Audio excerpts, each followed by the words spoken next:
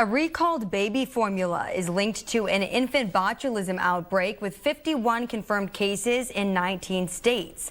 There are no confirmed deaths during this outbreak thanks to a rare and expensive antidote.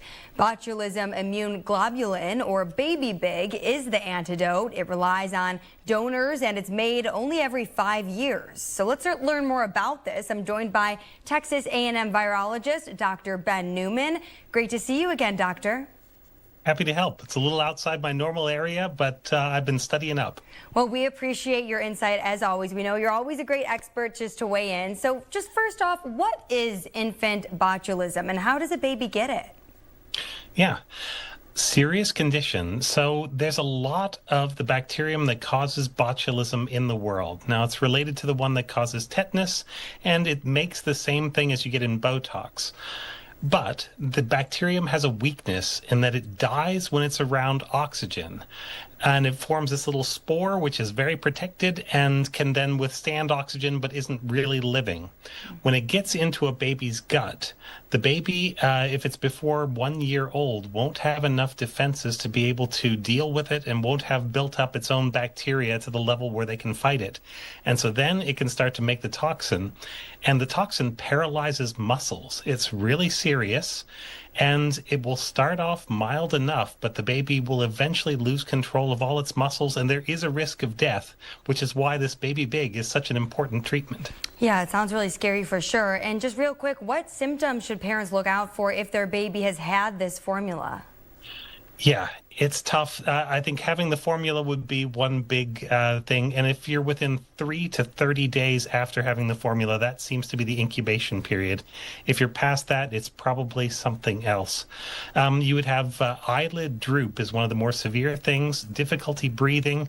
But the first thing you might notice is that they're just sort of listless. They have a hard time holding their head up if they were able to do that before. Depends on the developmental stage of the baby. Now, the antidote Baby Big, how is it made and why are volunteers needed? Yeah, so there are some experimental vaccines that are not yet FDA approved, but seem to work really well in animals. And these will protect people against the toxin.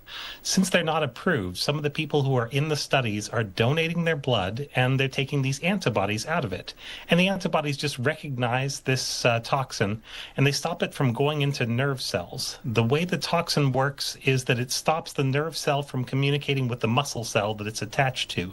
So the impulse travels from the brain just like normal, but then nothing happens. That's why it leads to paralysis, and that's why it can be so dangerous if it's paralyzing the lungs, for example. And why is the drug only made once every 5 years?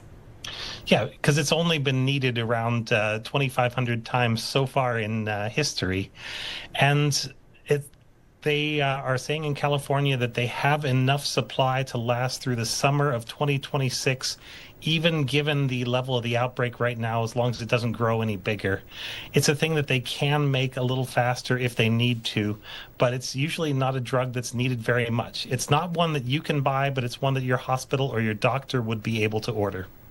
Now, infant botulism is rare because it can be life-threatening and an antidote exists because of those things. Do you think a vaccine could be developed real quick in the future, or are there challenges? I think it could. There's some really neat vaccines out there, and there are also some neat treatments. Right now, the pooled immunoglobulin, which is what this Baby Big is, it's just antibodies from people, is kind of a mix of all different things, and some help more than others.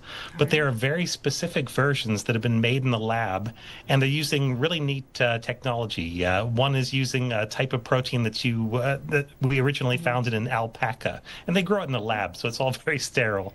But there are a lot of ways that we can potentially stop this. All right. Right now, it may not be a big enough market. There's a lot of problems in the world, and it takes a lot of money to get something all the way through FDA approval. Dr. Ben Newman, thank you so much for catching up with us. Happy to help.